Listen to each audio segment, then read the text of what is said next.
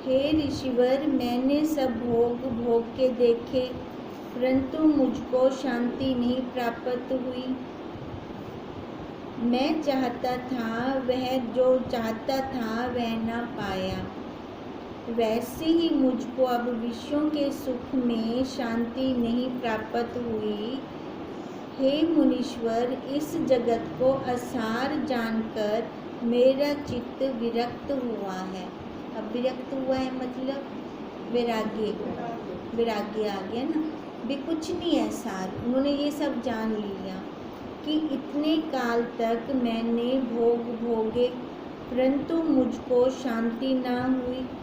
इनको असत्य जानकर मैं फिरा और विचार किया कि जो सार है उसे अपनाऊं। अब हम भी तो निचोड़ यही निकालते हैं। हमें जब शांति नहीं मिलती तब हम क्या कहते हैं, भी शांति जहाँ से आए ना उस रास्ते को अपना लो, छोड़ दो। एक्सीडेंट करने नहीं है हमें किसी के साथ भी। टक्कर होती है तो दुख तो लगता है ना। हड्ड पापड़े तो आपने ही बनी दे। अभी हड्ड पापड़े ये क्या है, अपना मन ही विक्षिप्त हो जाता है, अशांत हो जाता है। इससे मैं उसी में ही स्थित हूँ। हे मुनीश्वर, जितने विषय हैं वो विष रूप हैं। विष के पान से तो मृत्यु ही होती है। अब ये कौन बता रहा है? वो साथ जो अंदर बैठा था। स्त्री, धन आदि सुख, मोह और दुख देने वाले हैं। ऐसा कौन पुरुष है जो इनमें पढ़कर सावधान रहता है? अब विषयों के अंदर चला जाए तो विषय तो वैसे विष के समान है, उसको सावधानी कहाँ से आएगी, सजगता कहाँ से आएगी? जो विषयों में तल्लीन है ना वो जाग नहीं सकता। सोए हुए को कौन जगाएगा? जो पहले जागा हुआ होगा।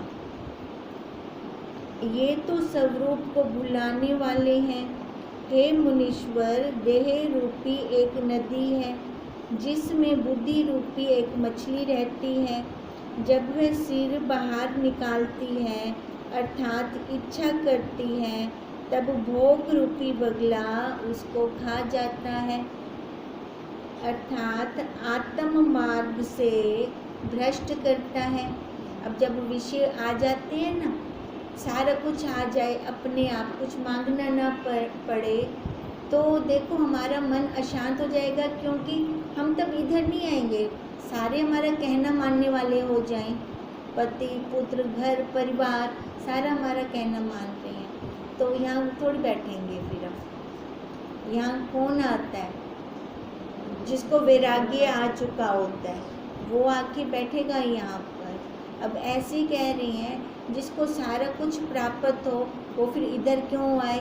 उसको तो जैसे मछली ऊपर सिर करती है, बगला फटाफट उसको पकड़ लेता है, अर्थात वो आत्म मार्ग से भ्रष्ट हो जाता है। ये जो भोग रूपी चोर हैं, इनका संग जीव करता है, तब वे इसको लूट लेते हैं, अर्थात आत्मज्ञान से शून्य करते हैं। और जब वह आत्मज्ञान से शून्य होता है तब जन्मों का अंत नहीं होता। तो चक्कर चालू हो गया है ना। देखो, लंबे रास्ते का अंत है, गोल रास्ते का अंत नहीं है। बार बार गोल गोल गोल गोल वो घूमता रहेगा। लंबा रास्ता चाहे धीरे धीरे चले, खत्म तो हो जाएगा ना। ऐसे ही जो विषयों के अंदर पड़ जाता है उसका ये जन्म मरण का चक्कर नहीं खत्म होता, और वो अनेक शरीर पाता है। जैसे चाक पर चढ़ी हुई मृत्तिका अनेक बर्तनों के आकार धारण करती है, वैसे ही आत्मज्ञान से रहित जीव अनेक शरीर धारण करता है। अब सबसे बड़ा रोग कौन सा है? जन्म मरण का सबसे बड़ा रोग है ये। अब इस रोग की दवाई कहाँ मिलेगी? यहाँ सत्संग में मिलेगी। अब मैं जागा हूँ, मुझको अब वो नहीं लूट सकते। हे मुनीश्वर, भोग रूपी बड़े नाग हैं और जो नागों के डसने से शरीर मृतक होते हैं, पर विषय रूपी सर्प के फुटकार से ही जीव तो मृतक हो जाता है। अर्थात इच्छा करने से ही आत्म पद से वो शून्य हो जाता है। विष को जब खाएंगे तब मरेंगे ना। यहाँ पे तो विषय ऐसे हैं, विष से भी ज़्यादा खतरनाक है। खाली मन के अंदर भाव आने से कि ये मेरे को चाहिए, अब जहाँ इच्छा पैदा हो गई तो वो अपने आत्मज्ञान से हट जाएगा, अपने स्वरूप से हट जाएगा, फिर उसको पूर्ति करने के लिए उसमें तलीन हो जाएगा। उसके लिए चाहे वो सीधे मार्ग से हो पूरे उसके विषय, चाहे उल्टे मार्ग से हो, कर्म कितने बना जाता है। फिर वो कहते हैं ऐसे अपने आत्म स्वरूप से वो हट जाता है। जब जीव का विषयों की इच्छा से संबंध होता है तब क्षण क्षण में उसका निरादर होता है। जैसे कदली वन से निकला और महावत के वश में आया हाथी निरादर पाता है। हे मुनीश्वर, जिस शरीर के लिए जीव विषयों की इच्छा करता है वह शरीर भी नाशवान है। बताओ आज तक इसको कितने सुंदर सुंदर कपड़े पहनाए, कितना अच्छा अच्छा इसको खिलाया, इसका सारा कहना माना, तो ये वैसा का वैसे रहा। कितने विकार इसने निकाल दिए। इंद्रियों की शक्ति देखो कम होती जा रही है। नहीं तो इसको इतना अच्छा अच्छा देने से इंद्रियों की शक्ति कम ना होती ना, पर हो रही है, जा रहा है। कहते ये शरीर भी हमारा कहना नहीं मानता, ये भी नाशवान होता जा रहा है। इसमें अहम प्रीति करना परम आपदा और अहम प्रीति ना करना परम सुख का कारण है। अगर इसमें प्रीति करते हैं तो समझो हम आपदा को बुला रहे हैं। बहुत सारी माताओं को हमने सुना होगा कहते हुए, खा पीते हंडाता गिना अगो कहने डिठे है ना। अब खा पीते हंडाता गिना, हंडावन मतलब ये शरीर से ही चल रहे हैं ना सारे। अब शरीर तो वही हंडदा वेंदा है ना। अब जो नहीं हंडता उसकी तरफ तो दृष्टि जाती नहीं है। वास्तव में तो हम वही हैं, वही सत्य रूप है। अब अगर उस सत्य रूप के अंदर हमारी दृढ़ता हो जाए, फिर देखो इस आकार की तरफ नहीं जाएंगे हम। आकार तो अपनी गति से जा ही रहा है, इसको हम जितना मर्जी रोकना चाहें रुकेगा, रुकता ही नहीं है, रुक ही नहीं सकता है ये। पर हम ना इसके ऊपर बांध लगाना चाहते हैं। बांध लगाकर क्या होता है, हम कहते हैं ये हमारा कहना माने, वास्तव में क्या होता है जब हम किसी से कहना मनवाना चाहते हैं ना और वो हमारा कहना नहीं मानता, हमें ज़्यादा दुख होता है। क्योंकि मेरी पकड़ है कि जैसे मैं चाहूँ ये वैसा करे। अब जब हम अपनी पकड़ छोड़ेंगे ना, इच्छा ही ना हो अंदर कि जो मैं चाहूँ वो पूर्ति हो, जब ये भाव खत्म हो जाएगा ना, दुख का कारण खत्म हो जाएगा। क्योंकि सभी अपने अपने हिसाब से चल रहे हैं। जब हमारा शरीर हमारा कहना नहीं मानता तो हम दूसरों पे क्या अधिकार रख सकते हैं कि वो हमारा कहना माने। अब इसलिए पकड़ छोड़नी है हमें अपनी। जब हम अपनी पकड़ को छोड़ते हैं फिर हम स्वतंत्र हो जाते हैं।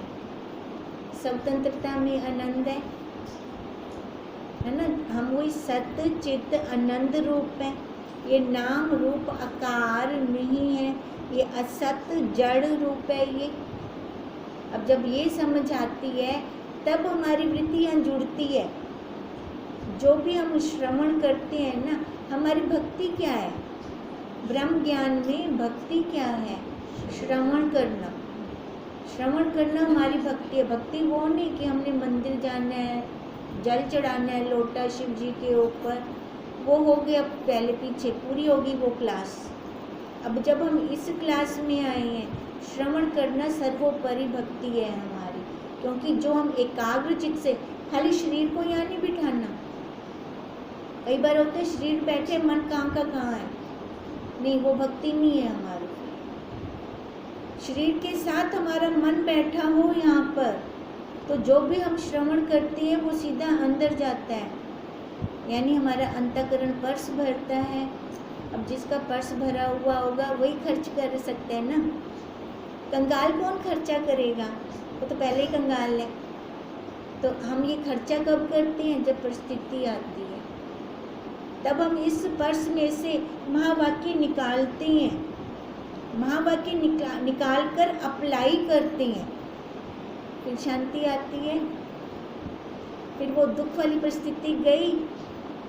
अब इसलिए कह रही हैं कि जिसकी अहम प्रीति अपने अंदर है वो आपदा को बुलाता है, और जिसने अहम प्रीति ना की इस आकार में उसने परम सुख को पाया।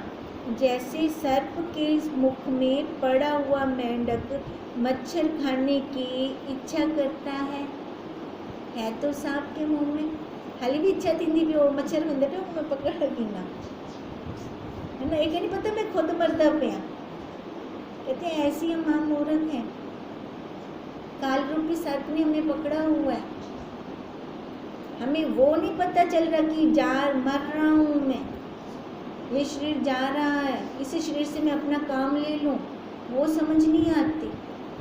अभी भी लगता है मैं वो पकड़ लूँ, वो पकड़ लूँ, वो पकड़ लूँ, बाहर और पकड़ने की इच्छा करी फिरते हैं। कहते हैं वही महामूर्ख है, किसी क्षण काल इसको ग्रास लेगा। अब सांप कब खा जाए पता भी नहीं चलेगा, अब ये काल रूपी सांप कब खा जाए आजकल पता चलता है, न्यूज़ आती है कि वो गया, वो गया, वो गया, बस ये न्यूज़ आ रही है। कभी ये न्यूज़ भी आ गई, ये गई, आ सकती है, तो उससे पहले मेरा अपना काम तो हो जाए, क्योंकि ये काम खाली इसी शरीर में होगा, आकार में, मनुष्य आकार में कर सकते हैं। अब अंदर कुत्ता बिल्ली घोड़ा तो नहीं बैठे, नहीं तो वो भी आके बैठ सकते, पर उनमें है ही नहीं छूटने की, कर्म भोग रहे हैं वो अपना, मनुष्य स्वतंत्र है। अब ये अपनी बुद्धि के द्वारा जान सकता है कि मैंने यहाँ से छूटना है कि विश्व में ग्रास होकर मुड़ वापस आना है। ये बुद्धि दी है ना कृष्ण जी ने गीता में, बुद्धि पर बहुत बल दी है, इसी कारण दी है कि बुद्धि से हम छूट सकते हैं इस संसार से। किसी क्षण काल इसको ग्रास लेगा, इससे भोगों की इच्छा करना व्यर्थ है और दुख का कारण है। अब भोग ही तो सबसे बड़े दुख का कारण है। हे मुनीश्वर, जब बाल अवस्था व्यतीत होती है तब युवा अवस्था आती है, और युवा के उपरांत जब वृद्ध अवस्था आती है तब शरीर जर्जर हो जाता है। बहुतों को हमने ये कहते हुआ सुना था कि जवानी विच हाली क्या लोड़ है, हाली बालों को पालता गिना, इन्हों को वड्डा तक कर देवा, बुढ़ापे विच वैसा मंदिर विच। बच्चे भी यही कहते हैं, मम्मी अभी जाने की क्या ज़रूरत है, यानी बुढ़े थी वैसे ना तुम्हारी लोड़ कहना उसे साकु सता वनना मंदिर विच, हाली साकु तुम्हारी लोड़ है। अब लोड़ का मतलब क्या है, ये हड्डियाँ खावनी है ने, ये स्वार्थ का रिश्ता उन्होंने पूरा करना है। अब अभी हम जवानी के टाइम चले जाएंगे तो उनकी पूर्ति कौन करेगा। पर जीव ये भूल जाता है कि वो संस्कार कितने अंदर लेके बैठ जाएगा। बुढ़ापे में तो वो जा ही नहीं सकता मंदिर में। अगर मानो देखा देखी वो पहुंच भी जाता है ना मंदिर के अंदर, उसका मन नहीं लगता, उसके वो पुराने संस्कार उसको बैठने नहीं देते, वहाँ जाकर भी मेरी तेरी करेगा।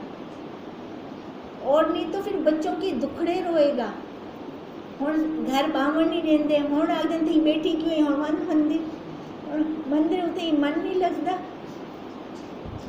तो ये जीव को समझदार होना चाहिए, देखे कि उसका कल्याण कहाँ है। हाँ, व्यवहार करो, मना नहीं है, व्यवहार करो, मना नहीं है। देखो काम कभी ख़त्म नहीं होता, ख़त्म करना पड़ता है घर का काम, तो उतना करो। जरूरी है 4-4 5-5 सब्जियां बनाओ, एक टाइम बना लो, 2 टाइम बना लो, सारे टाइम रसोई में नहीं रहना। रसोई में रहेंगे तो अपना काम कब करेंगे। इसी इंद्रियों की शक्ति से हमने अपना काम भी करना है।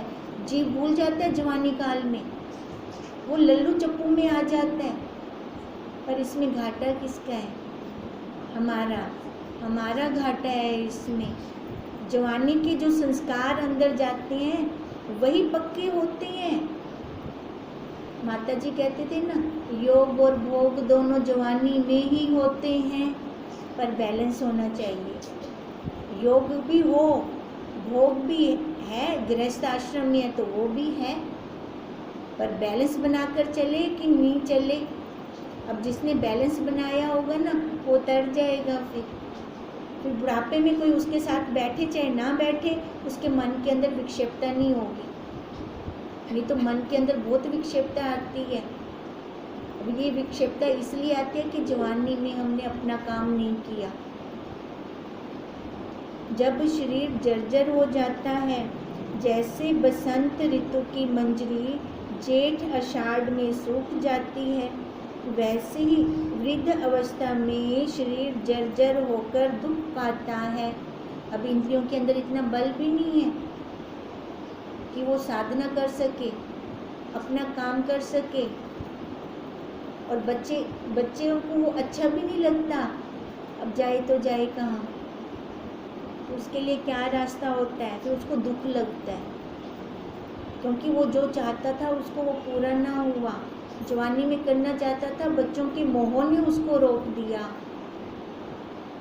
बाल अवस्था में जीव क्रीड़ा में मगन होता है, यौवन अवस्था में काम आदि का सेवन करता और वृद्ध अवस्था में चिंतन में मगन रहता है।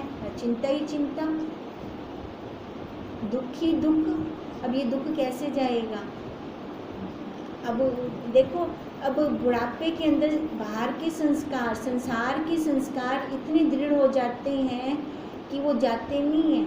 कोई समझाए भी ना तो भी वो उतनी देर तक बस, फिर उसके बाद उसका अपना ही वो चिंता उसको शुरू हो जाएगी। जैसे एक घुन खा रहा हो उसको, वही हाल होता है। गुरुदेव की कितनी कृपा है कि हमें यहाँ बिठा के रखा हुआ है उन्होंने, और हमें महावाक्य दे रही हैं गुरुदेव, तो इसका मतलब हम गुरुदेव के प्यारे हैं। इस प्रकार जब ये तीनों अवस्था व्यतीत होती हैं, तब वो मर जाता है। जीवों की आयु इस प्रकार व्यतीत होती है और वो परम पद से वंचित रहते हैं। तभी तो ये संसार चल रहा है। बापू बोलते हैं, कोई अरबों खरबों में से कोई विरला निकलता है ना। पहले तो अंतःकरण कोई विरले का साफ होता है, अब शुद्ध अंतःकरण में से भी कोई विरला निकलता है अरबों खरबों में से, जो बैठ पाए यहाँ पर। उसमें से भी कोई विरला निकलता है जिसके अंदर ये महावाक्य टिक सके, और उनमें से भी कोई विरला निकलता है जो इन महावाक्यों को व्यवहार में लेकर आए। पर हमारी तो यहाँ फैक्ट्री तैयार हो रही है, हम सारे ही विरले हैं। अपने आप को कभी हीन दृष्टि से मत देखना कि कैसे होगा ये, है ना। नहीं, हम कर सकते हैं। क्या करना है हमें? खाली भाव ही तो बदलने हैं। अब भाव क्या बदलनी है कि ये मैं नाम रूपाकार नहीं हूँ। जो इसका नाम रखा वो संसारियों ने रखा। वो संसारी कौन से सुखी हैं, वो भी तो रो रही हैं। गुरुदेव ने कहा, अरे तू ब्रह्म है, मैं ब्रह्म हूँ, मैं ब्रह्म हूँ। ये पक्की दृढ़ता लानी है अंदर। अब उस पक्की दृढ़ता से देखो, वो हमारे चारों तरफ हमारी ओरा काम करती है। हमारी ओरा हमारे चारों तरफ घूम रही होती है, और वही ओरा हमारा कवच होती है। अब उस ओरा के अंदर नेगेटिव विचार हैं कि पॉजिटिव विचार हैं। अगर पॉजिटिव विचार है ना, तो बाहर का कुछ नेगेटिव हमें अटैक ही नहीं कर सकता। अब वो वाली ओरा हमें अपनी निकालनी है। क्या हम नहीं निकाल सकते? कोई फिजिकली काम करने हैं हमें? नहीं ना, हमें खाली अपने मन के भावों को बदलना है। जीवों की आयु इस प्रकार व्यतीत होती है और वो परम पद से वंचित रहते हैं। कौन से? जो संसार में मरते हैं। हे मुनीश्वर, यह आयु बिजली की चमक की तरह है। इस क्षण भंगुर अवस्था में जो भोगों की वांछा करते हैं, वह महा दुख को प्राप्त होते हैं। इनमें सुख देखकर जो कोई कहे कि मैं स्वस्थ रहूँगा तो कभी भी ना होगा। चमक है भोगों की, खाली विषयों की चमक है। जैसे चमक दिखती है ना, तो ऐसी ही हमें चमक दिख रही है, पर इसका रिजल्ट क्या है? कड़वा है। जैसे कुनीन की गोली ऊपर से मीठी होती है, चूसते रहो तो अंदर से वो एकदम कड़वी कड़वी निकल आती है। विषय ऐसे हैं, ऊपर से मीठे हैं पर अंदर से बहुत कड़वे हैं। और जो ये हमारी मधु विद्या है ना, ये ब्रह्म विद्या, ये ऊपर से तो ढोल की चिमटी नहीं है, रूखा ज्ञान लगता है हमें, पर ऊपर से हमें ये कड़वा लगेगा, अंदर से मीठा है ये। तभी तो कहते हैं, अब इसको तभी नाम दिया मधु विद्या, किसी और विद्या को नाम नहीं दिया। इनमें सुख देखकर जो कोई कहे मैं स्वस्थ रहूँगा तो कभी ना होगा। जैसे जल के तरंगों में बैठकर कोई पार होना चाहे, तरंग पे बैठकर हम पार कर सकते हैं नदी को? नहीं हो सकता, अवश्य ही वो मरेगा। वैसे ही विषय भोगों से शांति सुख नहीं मिलता। जो कहे कि मैं इधर भी पूरा रहूं, बाहर संसार में भी पूरा रहूं, मरेगा वो तरंग पे बैठ के बाहर पार होना चाह रहा है। व्यवहार करो, व्यवहार कैसे होता है? कर्म इंद्रियों से, ज्ञान इंद्रियों से, पर मन में तो दृढ़ता हो अपनी कि मैं वही ब्रह्म हूँ, मैं वही सच्चित आनंद हूँ। जैसे कोई तेज धूप से तपा हुआ सर्प के फन की छाया के नीचे बैठकर सुख की वांछा करे। बाहर बहुत तेज धूप है, सांप के फन के नीचे उसको छाया मिल रही है, वहाँ बचेगा कि मरेगा? मरेगा ना। अब हम भी विषयों में बैठ के हम कहें हम बहुत आनंदित हो जाएंगे, होंगे? नहीं, मरेंगे वहाँ पर, तो उसको सुख ना मिलेगा। पर जब आत्मज्ञान रूपी वृक्ष की छाया के नीचे बैठे तब शांत और सुखी होगा। ये संसार में क्या है? एक किनारा तपती धूप है, दूसरा किनारा ठंडी शीतल छाँव है। तपती धूप वो विषय हो गई, ठंडी छाँव ये हमारे महावाक्य हो गए। अब इच्छा हमारी है। परमात्मा ने मनुष्य को स्वतंत्र बनाया है कि वो कहाँ जाता है, उसको क्या अच्छा लगता है। अब जो अच्छा लगेगा उसके अनुसार उसकी आगे गति होगी। एक ही काल में देखो अरबों लोग जा रहे हैं इस धरती से, पर सबकी यात्रा एक जैसी नहीं है। सब अपनी अपने कर्मों के अनुसार यात्रा कर रही हैं वो। इसलिए गुरुदेव कहते हैं, जिन पुरुषों ने विषयों का सेवन किया है वे परम दुख पाते हैं, और जिन्होंने आत्म पद का सेवन किया है वो परम आनंद को प्राप्त होते हैं। जैसे नदी का प्रवाह नीचे जाता है, वैसे ही मूर्ख का मन विषयों की ओर दौड़ता है। अब विषय नीचे की तरफ हो गए ना, और जब हम पुरुषार्थ करते हैं, वृत्ति को ऊपर चढ़ाते हैं, फिर हम अपने परम आनंद में आते हैं। यह संसार माया मात्र है और इसमें शांति कभी नहीं आती। माया के अंदर क्या शांति आएगी? वो माया मतलब छल कपट, उसमें तो कभी आनंद आ ही नहीं सकता। जब माया पति के साथ मिलेंगे फिर आनंद को प्राप्त होंगे। जैसे मरुस्थल की नदी के जल से प्यास नहीं मिटती, वैसे ही विषय भोगों से शांति कभी नहीं होती। देखो अब स्वप्न के अंदर मैं अपनी प्यास को बुझा सकती हूँ, कभी नहीं बुझेगी मेरी प्यास। ऐसी अगर विषय भोगों की तरफ मेरी वृत्ति जा रही है तो मेरे को आनंद कभी नहीं प्राप्त होगा। लगेगा जो इच्छा थी, गाड़ी मिल गई, अच्छी कोठी बन गई, पर वो आनंद नहीं आएगा। 2 दिन का रहेगा, वो चमक रहेगी 2 दिन की बस। जो आत्म पद से विमुख हैं वे विषयों की ओर दौड़ते हैं, और जो आत्म पद में स्थित हैं वह विषयों की ओर नहीं दौड़ते। अब विष को पता है कि इस बोतल के अंदर विष है, मैं वो लेने की इच्छा क्यों करूँगी? हम वो लेने की इच्छा करेंगे? कहेंगे इसको बाहर फेंका, कोई ले ही ना ले।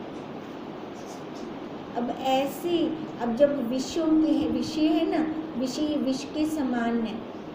जब एक बार मैंने इनका निचोड़ निकाल लिया, मैं क्यों जाऊंगी विषयों के पास? चाहे वो शब्द का है, चाहे वो स्पर्श का है, चाहे वो रस है, चाहे वो गंध है, मैं क्यों जाऊंगी उनकी तरफ? ये निचोड़ निकालना है। तभी गुरुदेव कहते हैं कि 50 साल की उम्र तक पहुंचते हुए अगर वैराग्य नहीं आया, हमने ये निचोड़ ना निकाला, तब जानो कि हमने सही से जीवन नहीं जिया। सही से जीवन जीते हैं तो ये निचोड़ निकल आता है, फिर वहाँ लगता ही नहीं है कोई सार हो बाहर संसार के अंदर, विषयों के अंदर कोई सार हो। जैसे समुद्र में तरंग उपज कर नष्ट होते हैं और नदी का वेग समुद्र की ओर गमन करता है, पर पत्थर की शिला गमन नहीं करती। वो तो पीरा से न बेचूंगे हुए, वैसे ही भोग रूपी समुद्र की ओर अज्ञानी दौड़ता है, ज्ञानी नहीं जाता।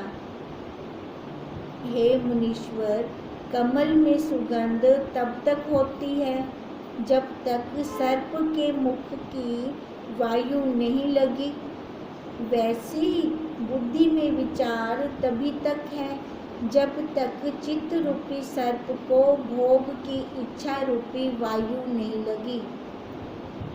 कभी ये विचार करते हैं बुद्धि से, जब विषयों की ओर इसका मन नहीं जाता, जब विषयों की ओर जाता है ना, तब इसका विवेक खत्म हो जाता है, तब इसके ऊपर वो माया का पर्दा आ जाता है। माया का पर्दा आने से सही बात भी सही नहीं लगती। फिर जब यह लगती है तब विचार रूपी सुगंध ले आती है और विष रूपी तृष्णा को फिर छोड़ देती है। जब अपने स्वरूप की लगन लग जाती है कि मैं जो हूँ उसको प्राप्त हूँ, प्राप्त की प्राप्ति करूँ, हमारे अंदर किसी ने डालना है क्या? नहीं, पहले से ही है हमारे पास, पर पता ही नहीं था। जैसे हनुमान जी को विस्मृति हो गई थी कि उनके पास सारी शक्तियाँ हैं पड़ी, तो उनको याद दिलाया ना। ऐसे हमारे गुरुदेव ने हमें याद दिलाया, अरे तू ब्रह्म है, खाली वो स्मृति आनी चाहिए हमें। कहते जब ये स्मृति आती है तब विषयों की ओर नहीं जाते, वो तृष्णा छूट जाती है। बाण निशाने की ओर तब दौड़ता है जब धनुष और चिले को वो त्यागता है, और त्यागने पर फिर नहीं मिलता। वैसे ही आत्मा रूपी चिले से जब चित्त रूपी बाण छूटता है तब भोग रूपी निशाने की ओर दौड़ता है, और जब जाता है तब फिर आना कठिन हो जाता है। अर्थात अंतर्मुख होना तब कठिन है। जब बाहर विषयों की तरफ गया फिर अंतर्मुख नहीं हो सकता, फिर तो ये वहाँ से जब तक धक्का नहीं खा के आता ना तब तक मुड़ेगा नहीं। तभी कहते हैं बादाम खाने से अक्ल नहीं आती, ठोकर खाने से अक्ल आती है ना। जब तक ठोकर नहीं पड़ती ना तब तक ये अंतर्मुख नहीं होता, ये ऐसा है। अब इसलिए तो आज देखो हमारा क्या निकला है,